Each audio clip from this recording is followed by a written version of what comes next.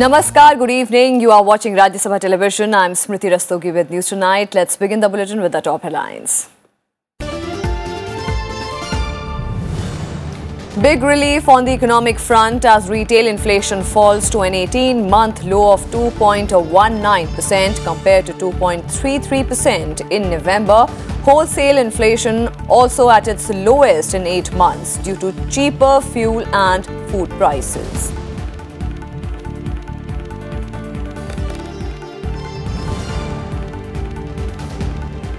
Charge sheet filed against 10 people including KUMAR and Omar Khalid in the JNU treason case. Delhi police alleges they shouted anti-India slogans during an event on the university campus. Hearing in Delhi's Patiala House Court on Tuesday.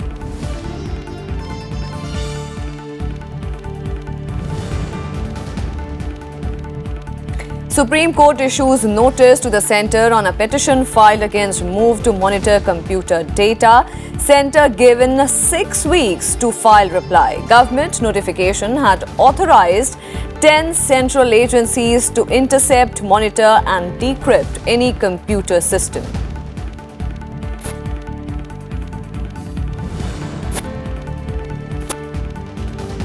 Prime Minister Narendra Modi receives first ever Philip KOTLER Presidential Award for his outstanding leadership of the nation. Citation mentions initiatives like Make in India, Startup India, Digital India and Swachh Bharat.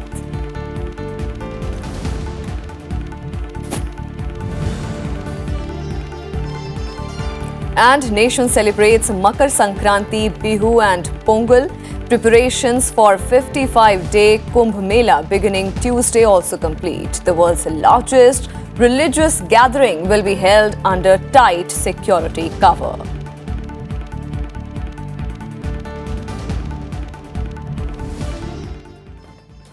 Our top focus tonight, Prime Minister Narendra Modi on Monday received the first ever Philip KOTLER Presidential Award. The award focuses on the triple bottom line of people, profit and planet.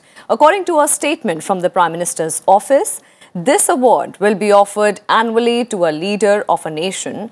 According to the award citation, Prime Minister Modi was selected for his outstanding leadership for the nation.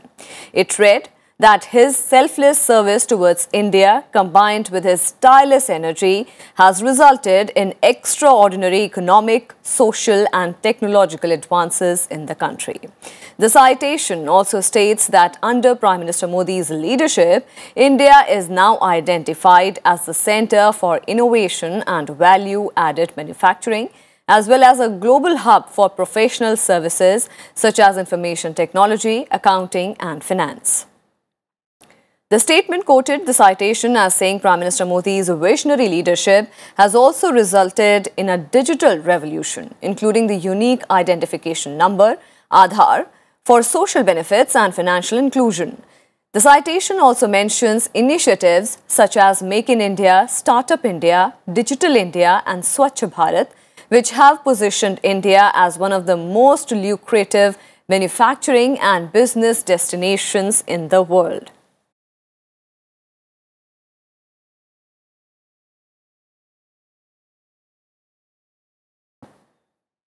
And to get a wider perspective on this, we'll go across to Mr. Shekhar Iyer, senior journalist. Thank you so much for coming to our studio.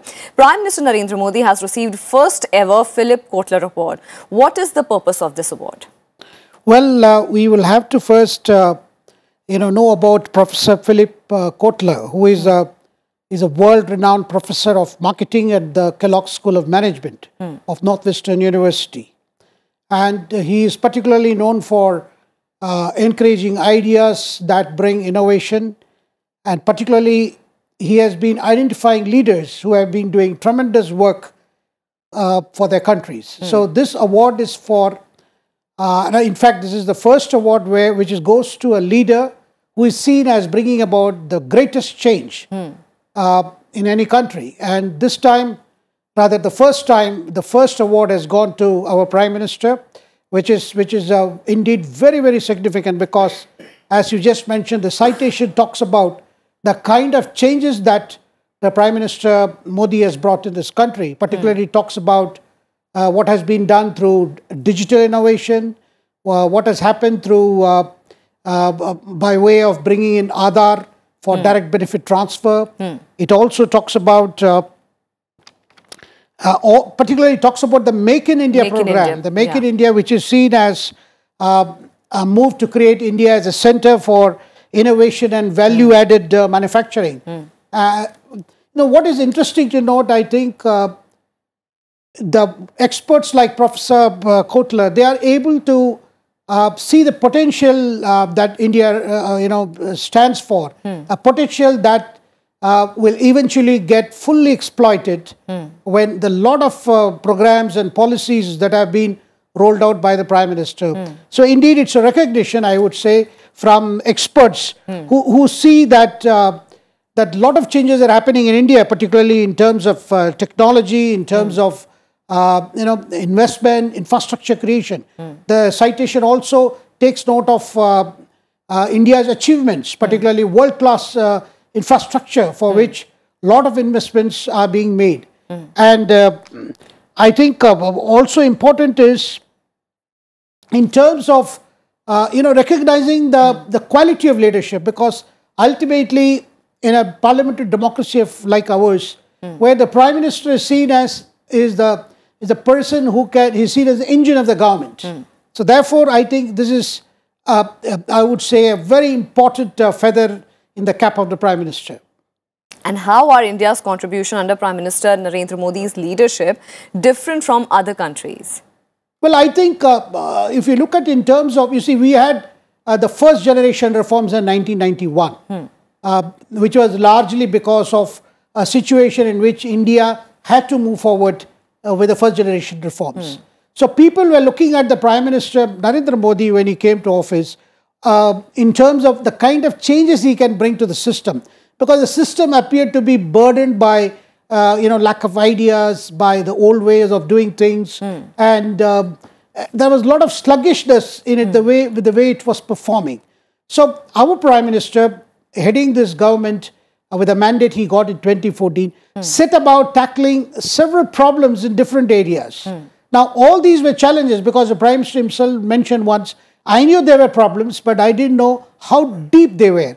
So they have, and the Prime Minister's approach has been in terms of what could be done in short time and what needs a long-time solution and a long-time rollout of plans. So therefore, we have seen several schemes being announced. Some of it have given short-term results, and some of it will benefit people in the longer run. So whether it is in terms of doing away with old obsolete laws, or in terms of just infrastructure, the way a lot of money is being spent in building bridges, improving our national highways, waterways, and then these regional feeder air services where regional airports are being developed. There are several things which have been taken up. And those things are being looked with interest from by experts abroad who see that these are things that India is right now doing and which could eventually lead to its full exploitation of its economic potential. I think that this award is for recognizing where India is headed under a Prime Minister like Modi. And what does, on a larger scale, what does this award mean for India? Like the Prime Minister, this is the first award, the Philip KOTLER Award is the first award which Prime Minister Narendra Modi has received. So what, on a larger scale, where does this award places India in the world community? Yeah, when an institution like Kellogg School of Management, when such a prestigious institution is able to see that things are happening in India, rather whatever is happening in India has caught the attention of institutions like Kellogg School of Management. That means a lot of which is happening here, which perhaps we here probably do not realize the significance and importance. But it is getting registered on an international platform. Yeah, but in terms of potential, because these organizations, these bodies are looking at which are potential areas for investment for future growth. And India today happens to be highly rated in terms of, what it can do in the years to come. Thank you so much, Mr. Iyer, for joining us and giving us all those details and insight into that very important development where Prime Minister Narendra Modi has been given the first ever Philip KOTLER Presidential Award. Really a moment of pride for India. Moving on to some more developments.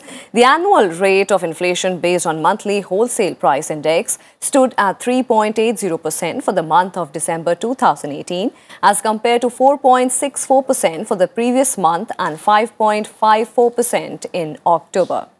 The 3.80% inflation is the lowest in 8 months. According to the government data released on Monday, deflation in food articles stood at 0.07% in December against 3.31% in November. Vegetables too saw deflation at 17.55% in December compared to 26.98% in the previous month. This is the second consecutive month of decline in WPI-based inflation. Inflation in the fuel and power basket in December slumped to 8.38%, nearly half of 16.28% in November. This was on account of lowering of prices of petrol and diesel through December. Inflation in manufactured items slowed to 3.59% in December from 4.21% in November. Inflation in pulses stood at 2.11%, while in eggs, meat and fish it was 4.55%.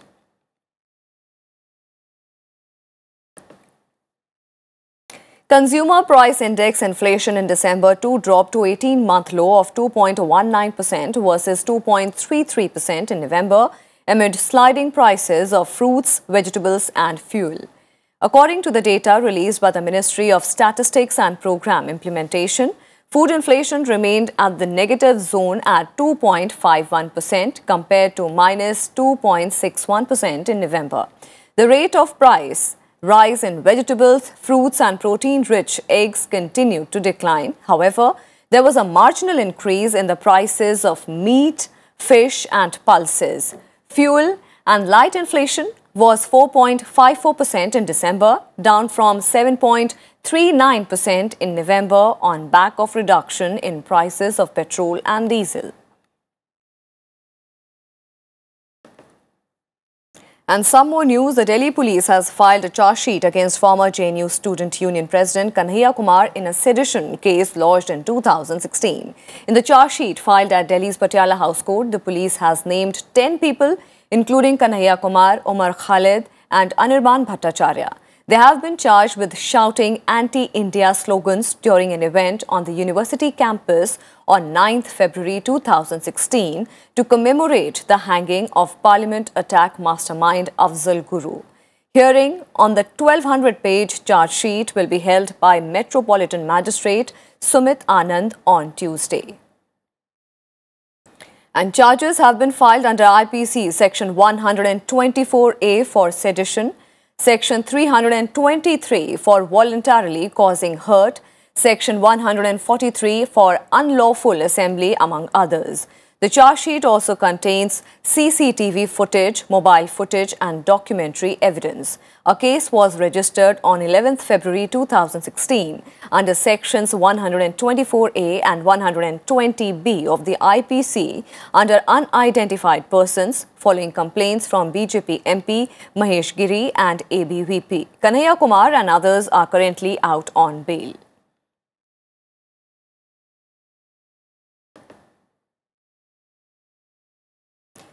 The Supreme Court has issued a notice to the centre over its notification allowing 10 agencies to intercept, monitor, decrypt any computer resource.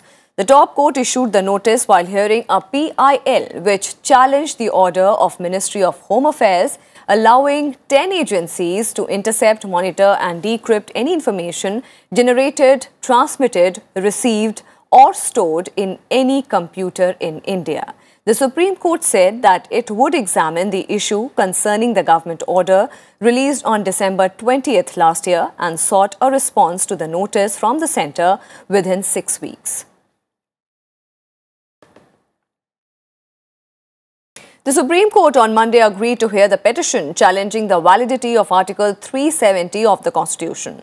The bench, comprising Chief Justice Ranjan Gogoi, agreed to hear the PIL filed by BJP leader and lawyer ASHWINI Upadhyay on April 2nd.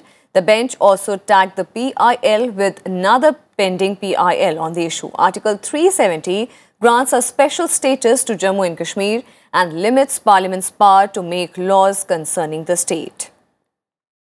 The plea said that special provisions was temporary in nature at the time of framing of the Constitution. It added that Article 373 had lapsed with the dissolution of the Jammu and Kashmir Constituent Assembly on January 26, 1957. Article 370 को हमने challenge किया है और जम्मू कश्मीर की constitution को challenge किया है। हमने इसमें यही कहा है कि जो आर्टिकल 370 है वो एक टेम्परेरी प्रोविज़न था और वो 10 साल के बाद ख़त्म हो जाना चाहिए। आज तक 70 साल बीत गए लेकिन वो जारी है। ये ऑलरेडी लैप्स हो गया, इसलिए सुप्रीम कोर्ट इसको डिक्लेयर करे कि article 370 is lapsed. Some more political news. A new political turbulence has hit the state of Karnataka. The BJP has flown all its 104 MLAs in the state to Delhi, alleging that ruling Congress and JDS combined is trying to break the party's unity. The ruling dispensation, on the other hand, has accused the opposition of BJP of making renewed efforts to topple the coalition government. Details in this report. Political temperature soared in Karnataka on Monday, a day after State Water Resources Minister DK Shivakumar accused the BJP of making fresh attempts to topple the JDS-Congress government. Congress leaders went into a huddle amid reports that 3 of its MLAs were in Mumbai, allegedly in the company of BJP leaders. However, following the meeting, Congress leader and Deputy Chief Minister G. Padmeshwara sought to quell the rumours, stating that the coalition government in Karnataka was stable. The government is stable. We are all stable. There is absolutely no problem with this government. We will definitely continue for 5 years. You know, some of our MLAs have gone out. We don't have to worry about. They would have gone for temple, they would have gone for holiday, they would, family outings. We don't know. Chief Minister H.D. Kumaraswamy also clarified that there was no question of instability in the Congress-JDS dispensation. He, however, accused the BJP of indulging in horse trading. BJP ಯಾರ್ಯಾರನ್ನ contact ಮಾಡ್ತಾ ಇದ್ದಾರೆ ಎಲ್ಲ ವಿಷಯ ನನಗೆ ಗೊತ್ತಾಗಲ್ವೇ ಯಾವ ಶಾಸಕರುಗಳನ್ನ contact ಮಾಡಿ ಯಾರ್ಯಾರಿಗೆ ಎಷ್ಟು ದೊಡ್ಡದ ಉಡುಗೊರೆ ಕೊಡ್ತೀವಿ ಅಂತ ಹೇಳಿ ಪಾಪ ಅವರುಗಳ ಮೇಲೆ ಒತ್ತಡ ಹಾಕಲಿ ಪ್ರಯತ್ನ ಪಡ್ತಾ ಇದ್ದಾರೆ ಎಲ್ಲ ಮಾಹಿತಿ ಇಟ್ಕೊಂಡಿದ್ದಾರೆ. Karnataka BJP chief B.S. Yediyurappa, however, rubbished reports of his party trying to break the Congress-JDS combine in the state. He said it was the other way around. It was in fact the ruling JDS-Congress coalition that was trying to lure its MLAs, due to which all 104 BJP legislators are camping in the national capital. Kumaraswamy is telling repeatedly even today that BJP is trying his level best to get some MLAs from Congress and JDS. There is no truth at all, because Kumaraswamy himself is trying his level best to contact our MLAs by offering ministership and also money. That's why 104 MLAs we are together here only. In the 224-member Karnataka Assembly, the JDS-Congress combined has 118 MLAs, more than the majority mark of 113, while the BJP has 104 MLAs. Bureau Report, Rajya Sabha TV. Prime Minister Narendra Modi will be in Odisha and Kerala on Tuesday to launch a series of projects, including a railway line and a highway bypass. In Odisha, he will dedicate to the nation a multi-modal logistics park in Jharsuguda and other developmental projects and inaugurate a new railway line between Balangir and Bichupalli. The Prime Minister will also lay the foundation stone for a permanent building at Kendriya Vidyalaya, Sonipur. The MMLP has been constructed at a cost of 100 crore rupees and will facilitate export, import and domestic cargo, including private freight traffic. The Prime Minister is also likely to dedicate to the nation electrification of 813 kilometers of Jharsuguda-Vizianagaram and Sambhalpur-Angul lines, done at a cost of 1,085 crore rupees. Prime Minister Modi will also inaugurate the renovation and restoration works at Nilmadhav and Siddheshwar temple in the state. In Kerala, the Prime Minister will inaugurate the Kollam bypass on National Highway 66. It is a 13-kilometre long 2-lane bypass and includes 3 major bridges over Asthamudi Lake. In Thiruvananthapuram, Prime Minister Modi will visit Padmanabhaswamy temple and is also likely to unveil a plaque to mark the launch of visitor facilities there. In a first Global Aviation Summit 2019 with the theme Flying for All is being organized by the government from January 15th-16th, 2019 in Mumbai. Ahead of the mega event, Civil Aviation Minister SURESH PRABHU gave an exclusive interview to Rajya Sabha television on future of India's aviation sector. We are very confident that India would be the largest aviation market in the world in the next few years' time. This is largely coming out of the fact that there is so much of aspirational demand that is there in India. Everybody's desire is to fly by, sometime to actually use the airlines and fly. But that was not possible because of many reasons. One was the affordability. Thanks to our Prime Minister, when we launched this UDAN, now it has become not only affordable but also accessible. UDAN 1 and UDAN 2 has connected so many new places which were never hitherto on the air map of the country. In UDAN 3, which will be announced very soon, you will see significant increase in the accessibility of a magnitude. Third is the convenience for the people.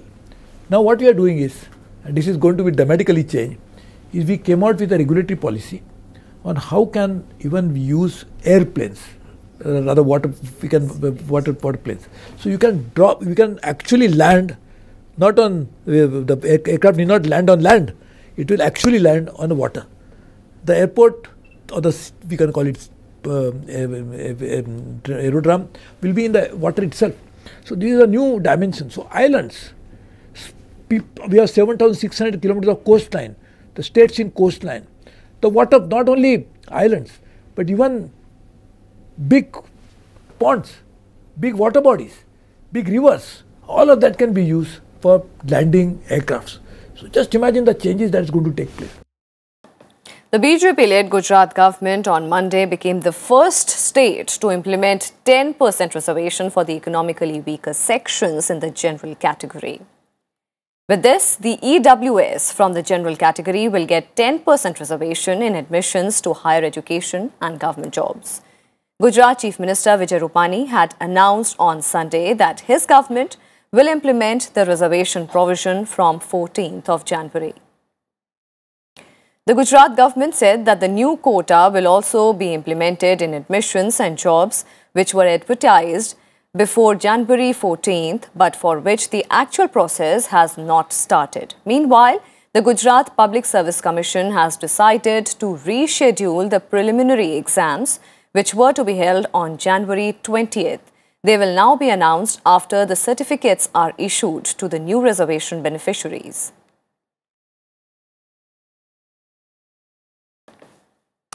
KUMBH has been accorded the status of Intangible Cultural Heritage of Humanity by UNESCO. The Mela, which begins on January 15th, attracts lakhs of devotees from across the country and foreign lands.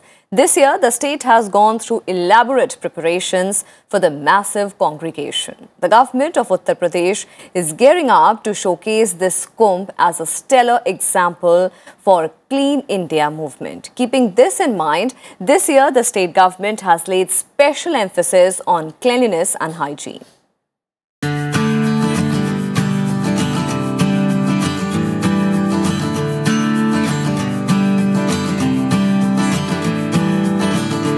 With less than a day to go for the first Shahi Snan, Prayagraj is lit up like Diwali for the 2019 Kumbh Mela. The Kumbh Mela will be held on the banks of confluence of the Ganga, Yamuna and Saraswati called the Sangam. One of the biggest religious congregations in India, the Kumbh Mela will witness unprecedented crowds coming in from across the country and overseas too. For the convenience of the pilgrims and tourists, the Uttar Pradesh government is laying special emphasis on cleanliness and hygiene. The state government has built toilets, placed dustbins and revamped the drainage system as Prayagraj gears up to receive millions of pilgrims. Due to a lesser number of toilets in the previous edition of the Kumbh Mela, people were forced to defecate in the open. Keeping this in mind, the administration has set up over 1 lakh toilets. 40,000 से ज़्यादा LED lights यहाँ पे लगे हैं, 1 लाख से ज़्यादा शौचालय निर्मित किए हैं, 20,000 से ज़्यादा डस्टबिन डिप्लॉय किए हैं, स्वच्छ कुंभ की परिकल्पना की गई थी, 26,000 से ज़्यादा कर्मचारी यहाँ पे तैनात हैं, वो ICT बेस्ड मॉनिटरिंग स्वच्छता की व्यवस्था की हो रही है, 5.5 किलोमीटर घाट विकसित किए हैं, घाटों में सारी व्यवस्थाएं वहाँ भव्य करने के लिए सुरक्षा व्यवस्था की गई है, फायर से लेके जल पुलिस से लेके ट्रैफिक के लिए अत्याधुनिक इक्विपमेंट डिप्लॉय किए गए हैं, integrated command and control centre विकसित किया गया है, 500 से ज़्यादा कल्चरल प्रोग्राम्स हो रहे हैं, 7 से ज्यादा कल्चरल पंडाल यहाँ बनाए गए हैं, 20,000 से ज्यादा लोगों को रुकने के लिए रैन बसेरे बनाए गए हैं और ये भी कोशिश है कि जो हमारे करीब 15 से ज्यादा एग्जीबिशंस हैं, जो विभिन्न सरकारी योजनाएं हैं, विभिन्न हमारे कुंभ के बारे में हमारे इतिहास है, धरोहर है, सांस्कृतिक चीजें हैं, उनको हम लोग प्रदर्शित कर रहे हैं एग्जीबिशन के बनाने। मुख्य फोकस जो शौचालय हैं, जहाँ गड्ढे हैं, जहाँ जल भराव है या जहाँ जैसे गंदगी वगैरह हो रही, वहीं हम छिड़काव करा रहे हैं। मक्खियों मच्छरों पे कार्रवाई के लिए DDT का छिड़काव किया जा रहा है, नुआन का छिड़काव किया जा रहा है,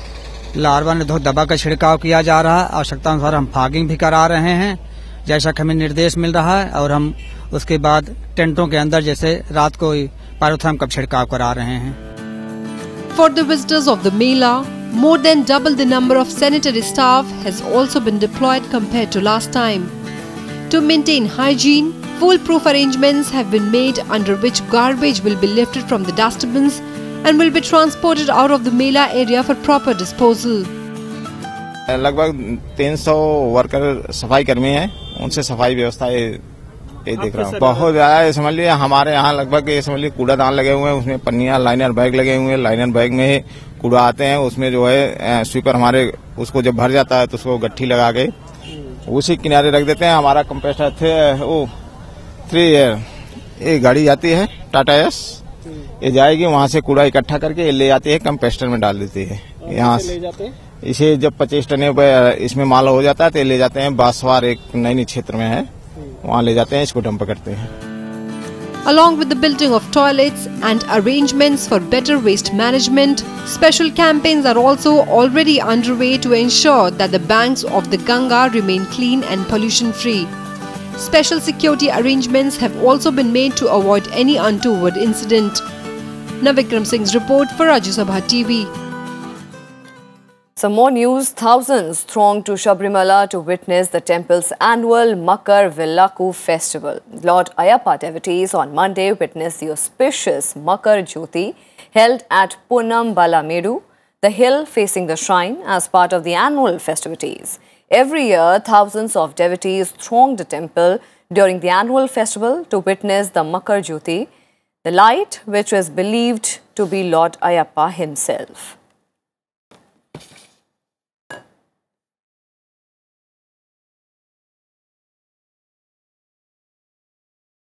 And that's all we have for you in this edition of News Tonight. For more news and updates, keep watching Rajya Sabha Television. Namaskar.